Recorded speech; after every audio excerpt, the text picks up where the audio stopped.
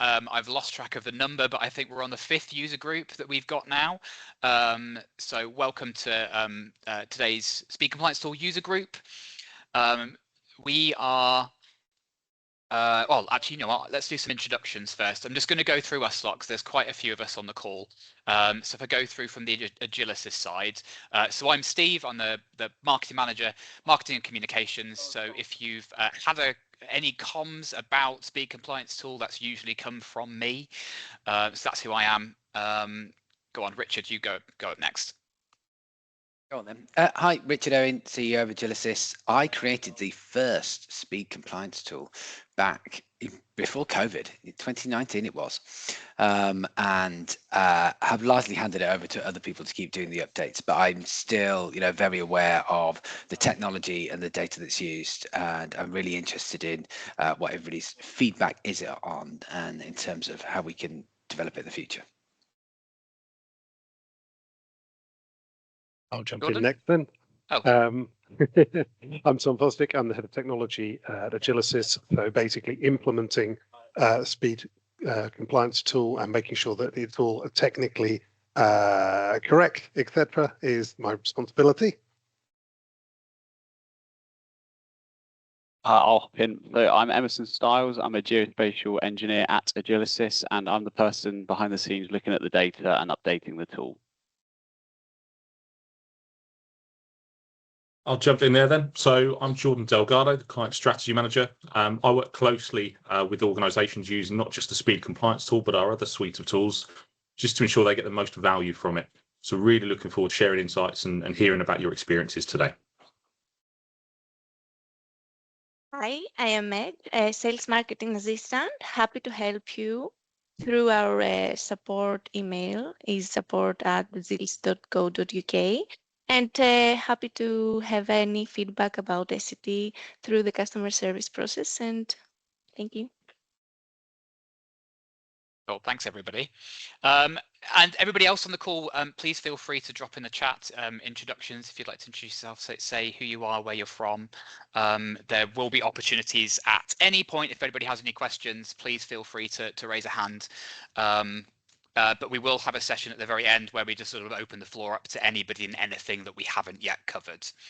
But moving swiftly on, so what today is going to look like for the next hour or so, we're going to be having a look at the usage and insights. This is the data that we've got from the Speed Compliance tool, and that's going to take us into hearing from others how it's being used.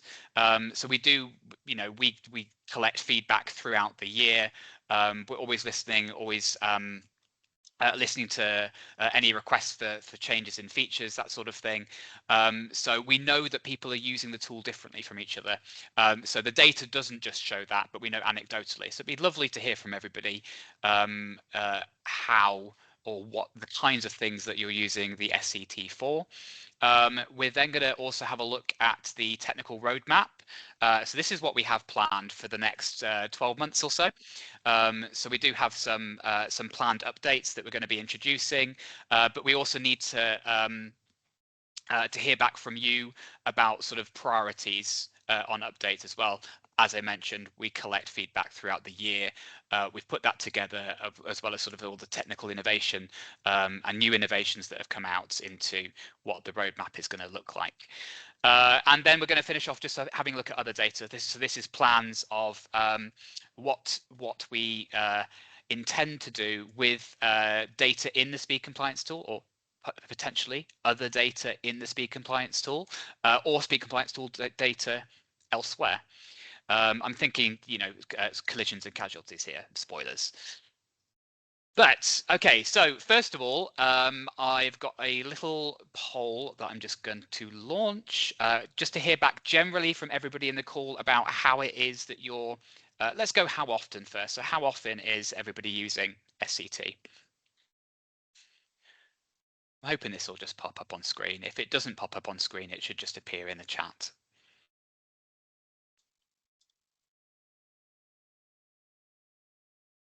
Great, thanks, Tom.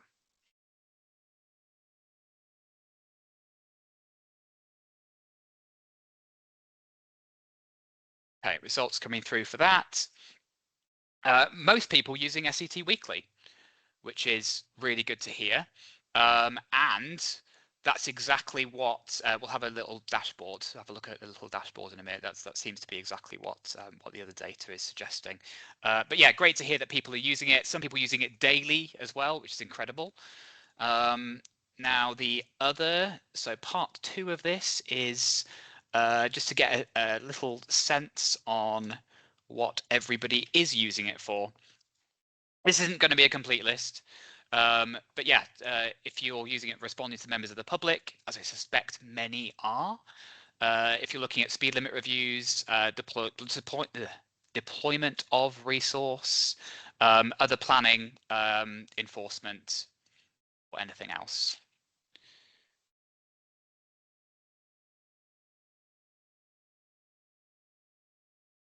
Yeah, many people using it for responding to members of the public. There is quite a range. Oh, I'd be very interested in hear what the other is. Save that for just a second.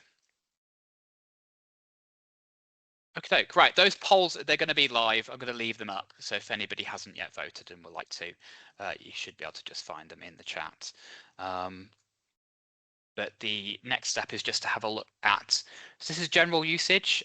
So we do keep an eye on this to see how often, speed compliance tool is being used to make sure that everybody's getting the best value out of it. And it is at this moment that I switch over to my dashboard. Make sure that I select the right window.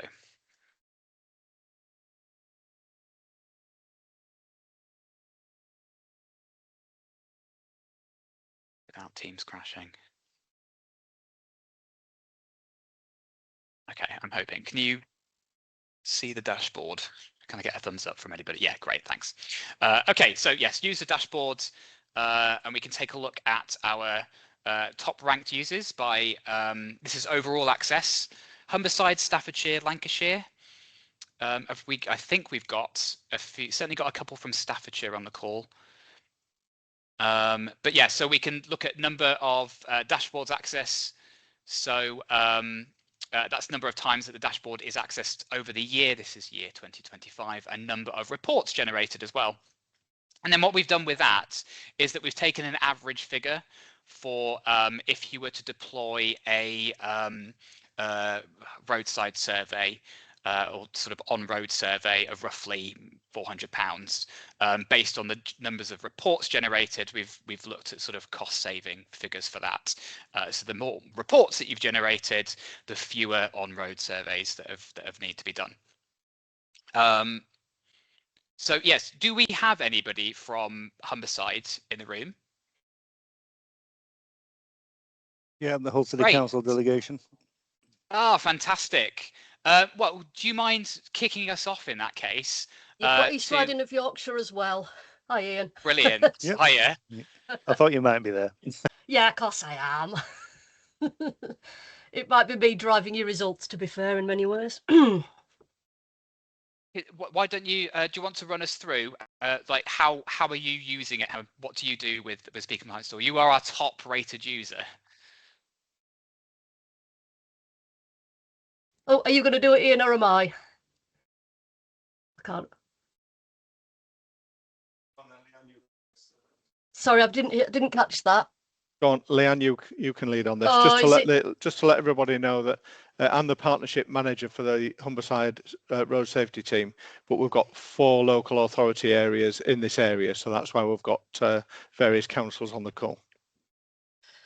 Yeah, for us, it's been frankly life-changing. It's been superb and so helpful because we did used to rely on fixed counter surveys, but I'm the senior traffic management engineer for the Highways South area, which is half of the county of the East Riding of Yorkshire, so that's quite a big geographical and highways network area.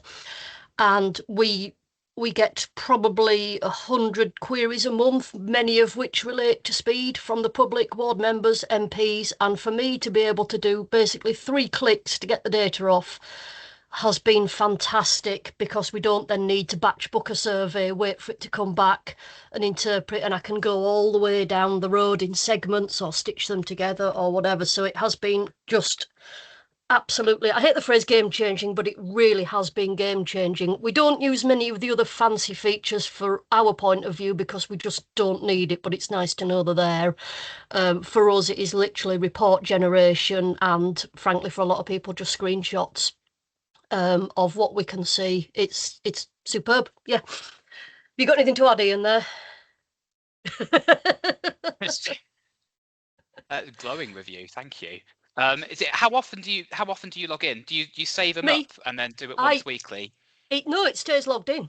I don't log out, and I literally I tend to devote a couple of days a week to just dealing with queries, and then when I'm doing, I alternate between scheme design, and handling queries and things like that.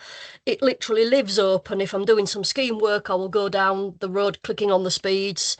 And if it's a query, then it stays. So yeah, it's literally an open tab on my dashboard next to our GIS system and my emails. It doesn't get closed.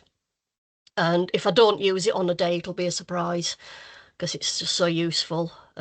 It's sort of starting to surpass our fixed counter stuff because I've got that flexibility to click anywhere I need. The only thing I don't have access to is things like HGV breakdowns, and there I have to do a little bit more digging elsewhere, but it's just so time saving. It's outrageous from my point of view. It's really good. So yeah.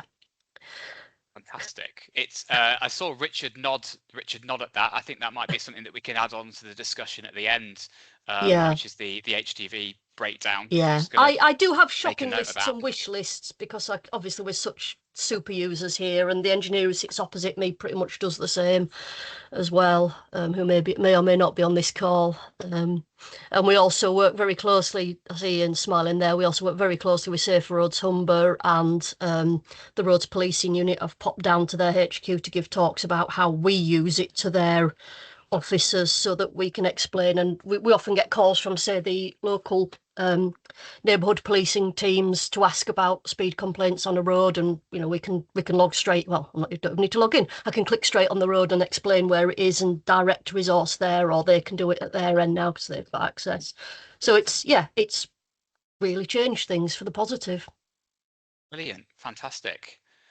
And you said you've got your list of things. Always happy to hear that, but always happy awesome. to take feedback all throughout. You might regret that. Well, we can't promise you anything. No, but we're happy to hear, and then that's exactly what these user groups are for, is for us to all discuss the things that we think we can actually realistically do. Yeah, but no, it's very useful. And I really like the feature for the report that you brought in at the last update, because that's very good. What a lot of the issues with, say, ward members is they just want to know that somebody is addressing it or somebody is aware, and it's been very handy for handling complaints of, do you even know what's happening down here? Yes, I do. It really sorts itself out fantastically. So yeah, it's providing really good evidence end to end for us. Full. Yep. Right, brilliant. Thanks, Leanne. I'll just jump in and just slightly on a similar but different tangents of if your cost savings were based on how many reports were being run, we do a similar thing in Hull with the requests, although we don't even go to the bother of actually running the report. It's the screenshots. Yeah. So this is an easy one because most of them is just public perception. So if you were basing that on the actual reports, I would probably say double that in the case because for us it's probably a 1 to 10 ratio of reports to, because I don't want, if it's a ward member, I'd often send a report, but in generally if it's not a problem, we don't really want them picking through it and challenging individual time slots. I'm happy to do that, to have a conversation with a ward member about it, but I don't want to encourage the public to start to filter through it. But the reports we tend to do for the police to go, the neighbourhood policing teams who are pro laser trade, to go and say, yeah, these are the times you want to look at. So yeah, don't base it off that. Probably multiply that number by 10 for us and say 2 for you guys at Hull. I'll turn my microphone. That is great to hear. We did use the report feature to be on the sort of conservative side, thinking that that's probably what had happened, but reports are definite. You wanted to know exactly what has happened, but that is great to hear. Thanks both. Stephen, hello. Right. Can you hear me now? Yes, yeah, got you. Hopefully. Right, yeah, hello. It was just what Leanne mentioned about the report feature, which I find incredibly useful in Derbyshire as well. And my only question is, and I think I've heard it before, when you go along a length of road, because of course the feature only works in nodes, so you actually you press the tab button or control button and link a whole load up together to get the full length of that road.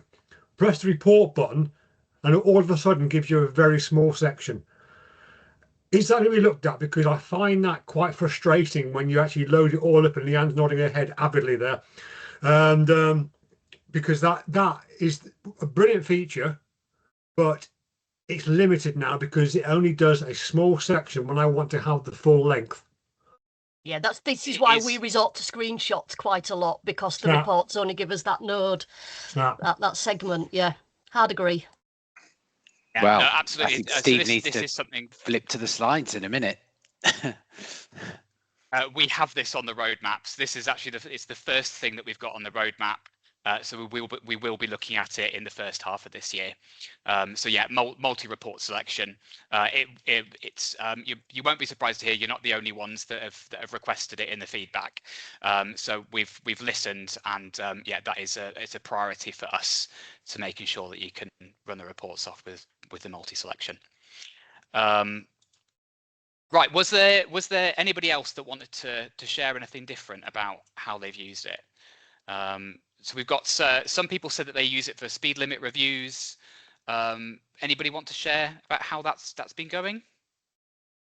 Yeah, if I don't mind jumping in again, Derbyshire again, sorry. Go ahead. Yes, as a police force, we had it first of all before our county council and city council had it, and we trialled it. One of the big things we did was we sent out to all the people in Derbyshire if they wanted to report a road which they thought needed speed enforcement on. And then myself and my other member of staff spent a long time going through every single road which had been mentioned using the Agilis system just to see what they said compared to what this said. And we've narrowed it down just by using that. It took a while, but it narrowed it down to where we actually need to be. And that's what we actually now found quite interesting. Because we did do a lot of comparisons between the Agilis system and your traditional surveys to make sure that there wasn't any accuracy issues in it. So we were quite happy to use it. Fantastic. Cheryl, you got in first there. Morning. Yeah, sorry, I've got some issues to send. I won't put on camera, sorry. So yeah, for us, we did a bit of work with Suzanne looking at the sort of compliance of speeding around our cameras, and that was to help us have some informed decisions around how we might like to have our either mobile cameras or mobile camera sites or fixed camera sites for loading, which again threw up some really interesting insights, which we've passed on to Thames Valley Police, because again, we were able to prioritise the work locally. It's never going to increase our number of enforcement hours, but it certainly has helped us ensure that the correct sites are being targeted more efficiently with the hours that we have available. So that is recently going through. So I'm sure it won't be immediately looked at, but again, with a lot of us within the sort of Berkshire area and Thames Valley area, if we're able to all do the same, it means that you know, effectively the use of these fixed and mobile camera sites should be at least consistent across the area. So it was a really piece of interesting work to do. Great, fantastic. Thank you. Brilliant. Thanks, Cheryl. Leanne. Again, sorry. I will say we used it in terms of speed limits. We also used it because we've done 4 trials of a 20's plenty imposition of a blanket speed limit in for settlements, and the first thing we did was open up the map, go to the settlement and look at all the speeds there, and that enabled us, because we could click on every segment, to really get the most representative data when we put fixed surveys in. So now we're using it because we did them under an ETRO, experimental traffic regulation order, running for 18 months to see whether we want to expand or how well these 20-mile-an-hour speed limits are working. And so it's been invaluable, and we've got some really good benchmarking as well against counts, fixed counters versus the Agilicis data. And from looking at some of the things, of course, we think we might actually, because people can see the counters are in, it changes driving behaviour. So we've got that where there is a discrepancy. It's very interesting to dig into the discrepancy as to which is actually more likely to be correct. And we're also combining it with what we're getting off people, community speed watch and things, because we do use it to help infer where we need to put, if we've got a speed watch, we can look at the speeds off that, and it really speeds up the time of getting speed watching, because they don't have to wait for the next batch of surveys. So right, that is, I think I'm right in saying that is exactly how we imagined it might be used in the very start when we created it. Richard?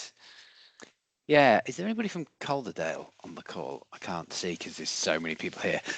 We are doing a project with Calderdale at the moment that's looking at 20 miles per hour and using that speed compliance data to try and estimate what's happening. Now that's actually involved us downloading all of the data and then doing some work on a local machine to analyze it rather than using the tool, because it was going to be quicker a way of doing that. We're hoping that we'll be able to report back at a future meeting of how we've done that and think about whether that could be streamlined or not. In terms of the comparability against tubes, yeah, it's a really interesting one. I hadn't thought that people might slow down for the tubes. Yeah. Or speed up if they don't want a 20. We're God. finding that it's, because we're doing an ETRO and we put the tubes down, they've asked for it. We found some places where people were deliberately trying to skew the results, and you could really see it happening when you downloaded the actual real-time vehicles going over off the tubes. You could see that some people were trying to skew it. So it's really good for picking out that kind of behaviour and understanding it, because we could say, well, yeah, we've got data for a whole year as well, mate, so you can't skew that one. What we are doing is another exercise that's comparing against loop data rather than tube data in a few different areas around the country as part of a separate exercise, just to try and evaluate how reliable it is, what level of error you might expect, so that we can inform clients and say, well, it might be within half a mile an hour, or it might be within 1 mile an hour, something like that. It depends on the breakdown of the traffic, doesn't it? Because when we know on a Wednesday, we've got motorbike nights down in Withensea, and we know that they're not being picked up, and we'll shove all the average speeds up if you include that data, but the compliance tool isn't. So it's where it does have a discrepancy, you can generally pick out, and that discrepancy will give you some useful information in and of itself, because we can say, right, we'll send some of the, ask nicely if some of the roads police unit will go down and do some motorbike enforcement down there, because we know it's happening. So and that's exactly it. This is a resource for professionals to interrogate and understand. Cool. Right, I'll stop interjecting now, Steve. Right, no, you're absolutely fine. It's a couple minutes before we're going to move on. I did just want to ask anybody that answered other to that last poll about how they're using it that wasn't on the list. Would you like to just come forward and tell us what the other might be?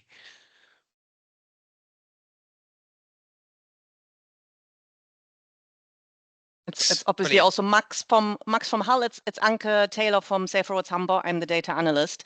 Now, I clicked other because, and I guess you could say in the end it will relate to community complaints and to enforcement maybe. But I've used that function where you can highlight roads in an area where this, the speed limit, or I think the 85th is so much above the posted speed limit, to then show where people are violating the limit. And we've used it, for example, for police officers that do they call it 3614 projects. So it's like a community project that they have to do as part of their probation. And a lot of people and a lot of student officers want to focus on speeding, because obviously it is an area that residents complain about, and they come to us and say, can you suggest one? I cover Holderness, or I cover this ward. Can you suggest an area where I can focus on? And then obviously we look at it. A lot of the locations, when it's especially a 30 limit, you don't actually find that many. But and sometimes obviously they've got fixed roads in mind because a resident has complained there, but actually it's somewhere else. It's maybe a bit more around the corner. So that's been useful because I could pinpoint them to areas where they might want to, you know, focus their community project on. But I guess it is still, you know, loosely, well, it's still enforcement really in the end, but it's maybe not necessarily what you would have thought of, you know, specifically. So yeah, so we get that me. as well. Actually, some of them come to me and I do exactly the same thing. I'd forgotten that. Yeah. Yep. So That's so really that's me. interesting. But I saw that Max from Hull City Council also had his hand up. So it's just Humberside talking here. Humberside in Derbyshire. So is there anything else you wanted to add? Yeah, Max Hall, Hull City Council, highway and traffic engineer. Basically it's more probably what Leanne alluded to, and really around that engagement with sort of members and our area teams. Essentially, when they come to us and say there's a speeding problem down here, this is sort of our first port of call, really, and then we sort of say, well, look, if you want to look at this any further, it's going to cost you X amount to get an actual speed survey done. So, you know, in essence, we're saving the costs there as well. And again, probably, you know, that figure for a Humberside really would be a lot higher in terms of reporting, just by the sheer amount of screenshots that we use and send via email. So yeah, that's I know it's sort of linked to the other one really, but it wasn't. That's why I put it under other. Fantastic, thank you, Yeah, Richard. I just wanted to ask Max a little bit about that need to deploy an extra survey, because, you know, the data that we put within this, you know, it's only a whole year's worth of data. You don't always get the time periods based on the road. If it's a low flow road, then we exclude the data because it's not statistically robust enough. So make sure that you don't see that kind of stuff. What is it that you would get from a traditional survey? Is it just more detailed, more accuracy, more time bins? Is it a free flow speed? Is it actually by individual road user group vehicle type? I think it's more of the accuracy elements, really. I mean, I'm not sure if anyone on here, we've compared it some of previous speed surveys that we've had, and it's not too dissimilar. And that's sort of the picture that we portray to these to the area teams and the councillors, to basically say, look, what we have and the tool that we have really isn't too dissimilar to what's actually going on. So yeah, that's sort of the picture that we portray, and basically say there isn't a problem. It's just the perception element that people are getting from this. Yeah. I was going to say, oh, sorry, Carol. I'm two. That's right, Cheryl. Go ahead. I've seen you popped in the chat as well, and I was nodding at that because I've heard it from somebody else as well. Yeah, it's become part of our policy. So we have over many years had a tendency, either political pressure or parish pressure for whatever reasons, we've ended up with a huge number of speed limit reminder signs across the district that I think have been now on the highway for in excess of 15 to 20 years that are breaking down. And of course, there's been no contingency for maintenance or replacement. We don't have any budgets to do that now. So as part of the new policy, we've incorporated the data from speed compliance as part of the justification for these VASs to be replaced, and potentially with council budget support. But where we don't have council budget support, then obviously the justification using the speed data is obviously we provide that to the parishes because they need to justify it in their own accounting systems. So again, it meets the community sort of complaint elements of it, but it also then feeds into, you know, a much bigger requirement, I suppose, from elected members as well. So we're using the speed compliance tool as part of that sort of policy process, which we've never done before. So brilliant. thanks. I can't remember the Jordan might have to remind me, maybe in the chat, the other one that we heard from, where they're using it in a very similar way for vehicle activated signs. Leanne. I've almost forgotten now which direction we're going, because I was so focused on what you were saying there. Where were we on that one? I've forgotten. What was it about? Oh yeah, that was it. Reliability. For us, it's vehicle types. You know, we know it is a drift, but that's okay, because we've got a much more general picture. And as we say to them, well, it might be a bit higher. Yes, it is a bit higher, but we can look at all the roads in this area and it's exactly the same as all the other ones that you aren't complaining about. When you start to say to them it's a statistical thing as well, we know it's not the exact speeds. Nothing is I think I've used the analogy about the blind people meeting an elephant. Some of you hit the side and say it sounds like a wall, some of it's a tail, and this is one piece of the puzzle. But when they start to understand that we have all the roads and all the puzzle pieces, and we know, because we can see all of this data, plus all the fixed counters, plus all the pneumatic tubes, we can start to understand and go, yeah, so I may have used my co-pilot to come up with a little bit of explanation around that, to say, yes, okay, you might be seeing anomalies, but from we can see the whole network point of view, and we've sent somebody down with a speed gun sometimes to sit there and pretend to be playing Candy Crush on the phone whilst pinging some speeds. We can actually then get a real-time thing as well. So we very much sell it as part of a picture, not a be-all and end-all, but it's been good enough to pick other things up off. As I say, once we get more connected vehicles, it becomes more and more useful. We've got some very affluent areas where pretty much every vehicle's a brand new Range Rover. We know they're connected, so we can say very much, yes, in Swanland or Kirkella, it's probably bang on. In some of the more rurally deprivation areas, probably nobody's driving anything newer than 15 years old if it's not a tractor, so we know that's probably not going to be as good. So it's, you know, as you say, it's for professionals to statistically interpret, and we make it very clear when we're communicating that this isn't an answer, it's a piece of the puzzle, but we've got the whole puzzle in front of us, and we can tell you from this that. And it's quite handy to get it up on the screen if they're looking, and show them it and say, okay, if you had a trained enforcement officer or whatever, would you go to this bit when I can show you this, and this? And they go, okay. So that it's really good comparatively rather than absolute, and that's statistics in it. So yeah, thank you. I remembered as I was talking. That's brilliant. So that's one of the things that I'm gonna move us on to, actually.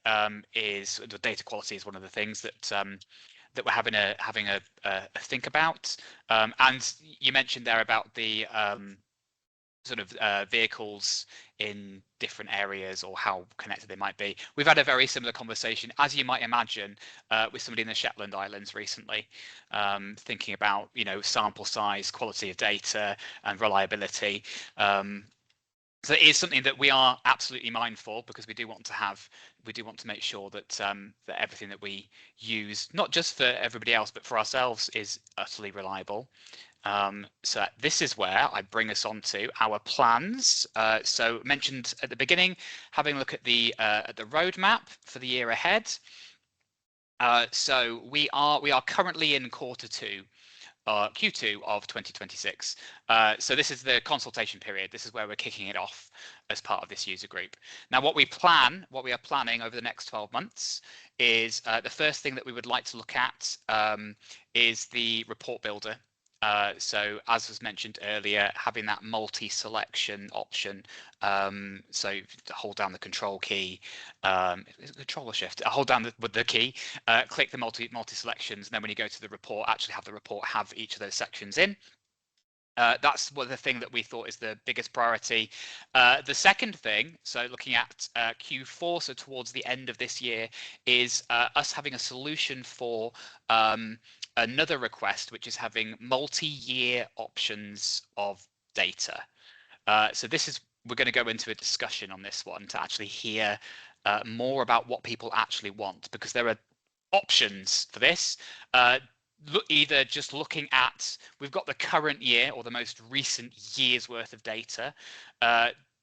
You know, do people just want to flip between this year's of data and the last year's of data, or do you want to think more about the difference in compliance, difference in speed, difference in speed limit. What are the kinds of things that you would want to see from having this multi-year solution? But whatever is decided, we're hoping to have that ready sort of at the end of this year, and then Q1 next year. So that's yeah, up until March of next year, thinking about the other data integration. So how this might work with, well, we don't know exactly what data yet. Other people have mentioned counters. That might be an option, but we're looking at how that might work for the next year. Collisions and casualties is the big one, and also having speed compliance tool data, so speed compliance data in other things as another layer in other things, so that we've actually got a demo to show you of how that might look or how that might actually work. But the first things first is it's another poll time. So this, I would like everybody to, these are all, we've put together all of the requests that have been made from everybody. And what we would really like to do now is get everybody to sort of vote on priorities for things that we ought to look at. So it is another poll, but it is a ranking. So please rank in order of preference of things or features, and I will talk through them while it's on screen. So yeah, number 1 at the top is the one with the highest priority. Number whatever at the bottom is lowest priority. But looking at multi-year speed data, multi-year speed limit data. So again, whatever solution that might be. Multi-section reporting, it's the one that we've suggested is the biggest priority. Speed limit change flag. Richard, you had some text which I've completely forgotten what it was. Do you want to just explain the speed limit change flag again? What we're doing here is we're actually combining 3 different data sets, 2 of which come from Ordnance Survey and 1 which comes from a separate supplier that gives us the all-day feature. That's something that nobody else has. But they both get updated. The Ordnance Survey ones get updated at different times. So somebody's already put in the chat about 6 monthly data, and we'll come on to that one later. But yeah, the speed stuff gets updated every 6 months, and we provide an annual update, which means that any moment now we're going to start doing the stuff for 2025. Yeah, that was last year. But speed limit updates every quarter, and sometimes that comes with a flag that says when the speed limit has changed. So you could end up with a situation where the speed limit changed since the original speed data changed. Now, I talked about professionals using this tool earlier. You would know, hopefully, if the speed limit has changed recently, but it might not always be obvious. So one of the things that we're thinking about doing is, could we put a big red flag so that if you clicked on a link, we would say, warning, speed limit has changed since the speed data came in. Anyway, that's the thing that we're thinking about. So it's up to you whether you think that's a compelling feature or not. But you've had some time to think about your list while I've been talking. Thank you. I also wanted to just add on the filters for, or actually, sorry, what have we called it? The default filters for low traffic, minimum link, and form of way. These filters are already in the speed compliance tool. So it's when you're looking at the dashboard, it's the ones that pop up from the left-hand side. You can pin them open. But actually having defaults set for this. So at the moment, they're set to a low number so that it includes things, but do we want to change these defaults so automatically when they open up? Now there are upsides, downsides to this, changing the defaults. They might be all right as they are, but it does mean that as soon as you start increasing them, data starts moving away. But the more that you do increase, the higher reliability of data that you get, which is where we have the last thing about a data confidence figure. So how confident do we feel that the results are? Whether that's a RAG rating or something else, I don't know. We don't think we know what form that would take just yet. But okay, I can see that people have started ranking things. Thank you very much for everybody that has done that. So unsurprisingly, okay, multi-section reporting, we were correct, is the one highest there, which is good news because that is on the plan and that will stay in the plan in that case. And then multi-year speed data followed by speed limit data is the second one that everybody's voted for there. So, okay, it looks as though the roadmap, and let me just cycle back to it. It looks as though that roadmap is exactly the one that we're going to be moving ahead with. We are going to consider the other options at the same time, but it does mean that we now know which things to focus on. Okay, and with that, for the next few minutes or so, Richard, can I hand over to you? So going to have a discussion on the multi-year thing. So actually, I really want to hear from everybody on this call, as in what it is that people want from being able to view multi-years worth of data. Do you want to see the difference between year to year? Do you want to just see each year separately, or what do people have in mind when they say that they want to have multi-year speed worth of data? I'll open it up to anybody. Steve, if I could just mention a couple of the technical things in there. So the way that we get the data is you get a download every 6 months, as I mentioned earlier. One of the difficulties in doing multi-year stuff is sometimes road links change, and sometimes reference numbers for links change. Roads change their speed limits, etc., which means that technically it's a bit tricky to do it. We could just add extra layers for historic data, but actually the data then really starts to add up and increase costs. So if that's what people wanted to do, we could do that and we just build that into the pricing. It's going to be a couple £100 extra per user for us to host that data. But it's actually understanding what it is that you want to do, because there's no point in us coming up with what we think you'd want to do with it. It's about how you would actually use multi-year data, either in research or something else.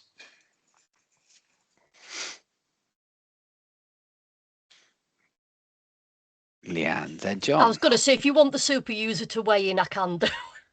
For us, it would be about determining change, because the main thing we get is requests from people who say it's got worse over the last whenever. And I would like to either be able to confirm or refute that from our point of view. That would be whether you do a layered system for people who need to or for occasions when you need to drill in deeper, I don't know. But from us, I would like to be able to say, yes, the baseline amount of traffic has increased, or yes, the baseline change, the baseline speed of traffic, or the averages remain the same, but the 85th percentile shifted, whatever. Okay. That sort of statistical malarkey would work for us. That's a clear use case. Great. Yeah. John. So I was just going to basically say the request to compare past years doesn't come up too often. The occasional times that I do have to do it, I think I'm right in saying that the previous year's data will always be available in the different version of the system. But one example, we've just recently implemented our 20 speed limits in residential areas, just sort of at the start of the month.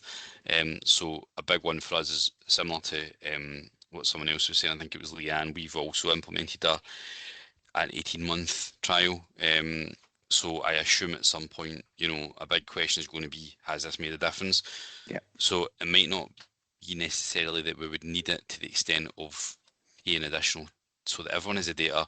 But if Agilicis are able to provide a service, a sort of ad hoc service, whereby we could say, if we give you a list of these roads, would you be able to do some sort of data analysis comparison for us? It sounds like you've done things like that, so I assume that's an option as well. Yeah, the ad hoc stuff, we've done that for lots of other people, and actually we can use a different data source. Some of you may have heard us mention TomTom data. That stuff's really good if you change your roads in year, because remember, everything else is based on a 6-month period. So if you've done a change at the beginning of March, you're not going to be able to get clear results from the data that we got in the speed compliance tool, but we can go back to other suppliers. And if you're just looking at a smaller number of roads, then it's not too much of a challenge. But yeah, if you're looking at longer periods, it would definitely work if you could chain up that data. Yeah. Okay. Alan. Yeah, I mean, on the back of what Leanne said, we get the issue that residents are saying it's got worse over X, and has that been instigated by any of the particular remedial works that we've done in the area? So we know in the city we're not building basically roads because we're so congested. So for us, it's a nice clean comparison. Having possibly, I don't know how much detail you want to go into, but having sort of in the sort of the actual data that we'd screenshot, so of having the different years identified in potentially a different color with an up or down or stayed the same, that we can just say, look, we've just seen that sort of it's not changed. If anything, it's gone down. And that would be it. For us, most of this is tackling people's perceptions, which then means that we're not spending resources chasing the spurious one speeder that's going down the road. So for us, the strict comparison between sort of this and that, 1 year or 2 year, ideally 3, but even the 2 years of comparison would be a benefit to us. Okay, thank you. Cheryl. I think for me, ideally I'd like to be able to compare, but I'm always mindful, especially with dealing with the general public, is they don't like data that is too far out of date. So with it already being 18 months previous, I would probably really only be looking at current year versus one past year that you've got available. Otherwise, it will then just fall into, well, they'll just believe lots of other things have changed, which is why we don't use it in isolation. We have a speed management technician that also is able to collect that data, which is really important. But I think if we look too far back, I think it will lose its emphasis. For me, it's about having data straight away. We get complaints in, we have to factor it into our works program, and when we have availability, sometimes that data complaint can take a month to be able to initiate some equipment being out. So the speed compliance tool acts as a very instant snapshot of the current time. If I was to then look at it too far behind, I would end up with exactly the same, you've not collected it or it's not valid at the same time. So I'm sort of a bit in between. If compare ideally, but I would only compare this year's data with last year's data, if that makes any sense to you. Yeah, that's good. Okay, thanks. Max. I mean, yeah, sort of following on from what Alan said, really about mainly around that sort of that 3 year, maybe and maybe going back as far as 5 year, just to sort of look, particularly when we're looking at our accident analysis and cluster analysis sites and comparing that data and having that information to basically understand, behaviours and what's actually going on in particular areas would be a good comparison tool. So personally, I think, if there's the option there to have, compare against the last, maybe you don't have to go down into the nitty gritty of the speeds, but mainly just sort of if there's any changes or alterations to speed within that period of time. Great. Alan. Yes, apologies. I did actually forget this one. Was it, obviously we were talking about year on year, the facility to be able to break down the year that you're currently using into quarters would be quite also beneficial, because obviously there may be the inquiry that says, well, it started in the last 6 months, that's we've seen an issue. So being able to break that down and do a comparison would be beneficial, because obviously, as I think another colleague said on there, so a year is actually quite unwielding as well in some occasions. So the ability to break down into smaller compartments as well as a longer period, wishing for the world as always. Ask for the world, because we'll see what we can find out. So we do speak to the team that supplied the data to Ordnance Survey, and that's how we procure some data directly from them.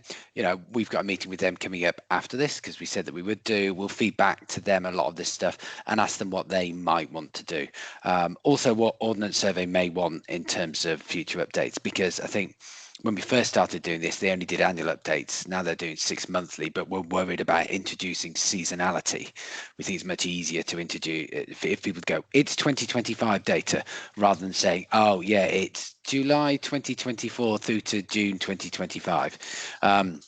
Although if we broke down all of the 6 monthly periods and people could average them and select what they went, there's lots of different options available for us at the moment. We just want to make sure that we keep the tool as simple and as easy to use as possible. That's really critical for us, and also easy for the people to understand it. You know, it needs to be easy for members of the public. It needs to be even easier for elected officials, I find. So yeah, that's really good feedback on all of the information around comparing data. I've been making a few notes as we've gone along there, and yeah, we're definitely going to use this, and then hopefully inform you what we're going to do later in the year. Steve, is it back to you, or are you going to come straight back to me? Yeah, it's I'll take it for a moment. Just want to cover the one thing off. I realise we've only got 8 minutes left. There's one thing that I absolutely have to cover before I open it up to the floor for everybody else. So just a reminder to everybody that there's a link there on screen. You should be able to click the word resources. It takes you through to the Speed Compliance Tool page on the Agilicis website. There you will find the user guide, terms and conditions, any documentation around it if you need any support. I did see, I've not really been reading the chat like in great detail. I did see that somebody would like a demo. Meg will be in touch to arrange a demo for anybody that's not yet up and running with the tool. But yeah, absolutely had to cover that one off. Before I go back to, oh yes, let me just cover this as well so we can continue. Anybody that does need any help, there is the support email address. So that is, it's monitored by Meg, and then any requests are sent out to any one of us, depending on the sort of level of technical help that's needed. But yeah, contact details on the screen there. Okay, right. Now this is where I hand back to Richard. Do you want to quickly talk about the inclusion of other data or Speed Compliance Tool data elsewhere?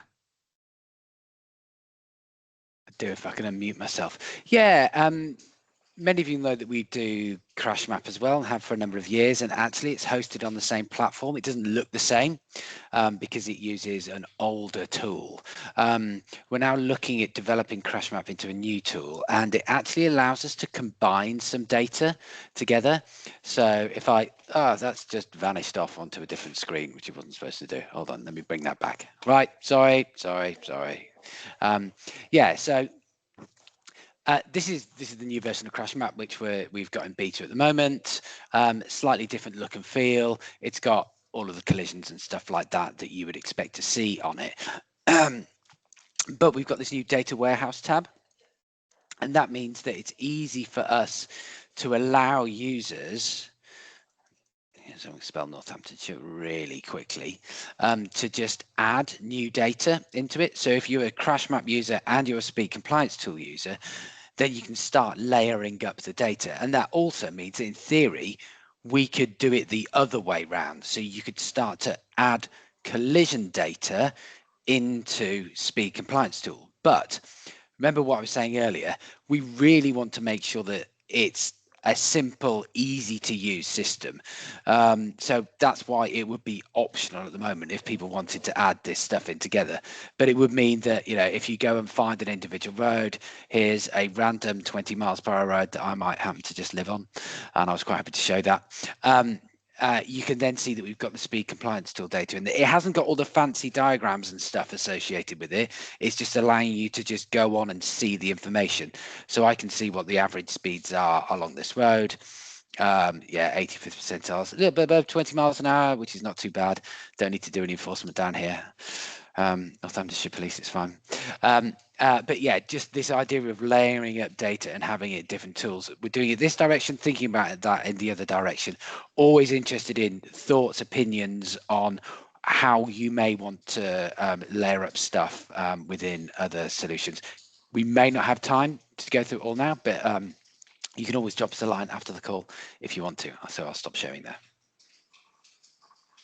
Thanks, Richard. Yeah, so this is what we put in for Q1 of next year. So we're still looking quite far ahead. It's probably, spoiler, it's probably going to happen much sooner for speed compliant, for crash map customers. So if there is anybody that has crash map, it's very likely you're going to get this well before January next year. But we're just sort of looking at all options at the moment. So anybody that does have any feedback, please feel free to send that at any time. If you have any thoughts, likewise, send it through at any time. Okay, right, that is, we've only got 3 minutes left, but happy to overrun that. Anybody that does want to continue the conversation, this is where I open up the floor to anybody for any feedback, any other requests, anything that you'd like to discuss in the group.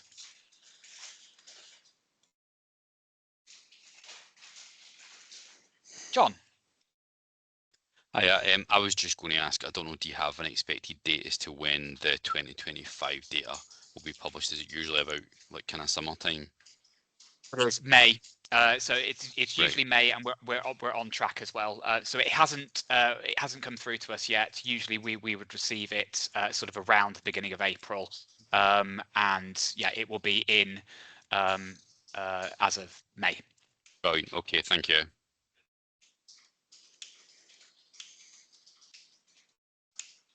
Alan. Yeah, obviously we realise that this data is driven by vehicles that's got the built-in SIM card, and that's obviously going to be becoming more and more accurate, sort of so as the years go by and we start scrapping some of the old ones. Are you able to sort of to give by each year sort of an approximate sort of accuracy, because that would help us if you say that, well, statistically we're seeing, we say that this is 94% accurate, sort of, or should be considered within that period, or 90%, and then sort of as the year goes on, you can increase that, as obviously there's more and more cars with that technology. So do you have the confidence to actually predict an approximate, I mean, not guaranteeing, but an approximate, we estimate this is within, given the information we hold elsewhere?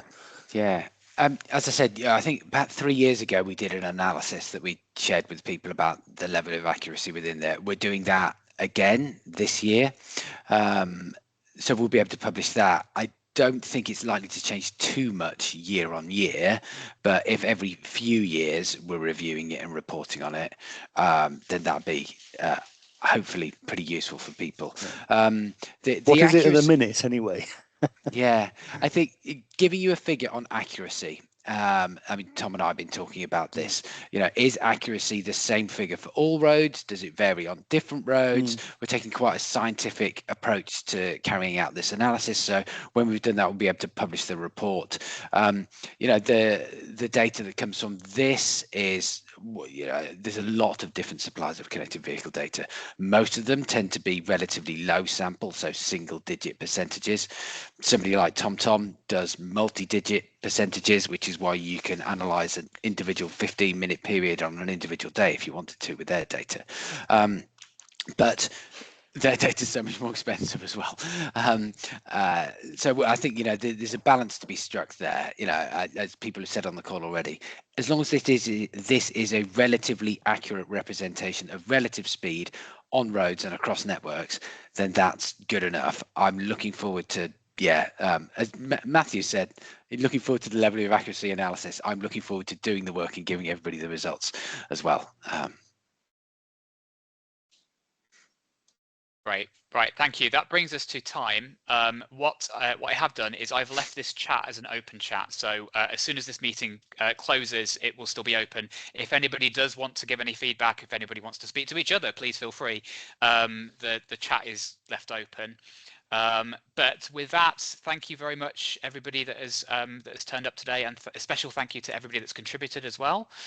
This has been really great. I can speak for all of us, and like I say, this has been a really good user group. So thank you very much, and yeah, see you all soon.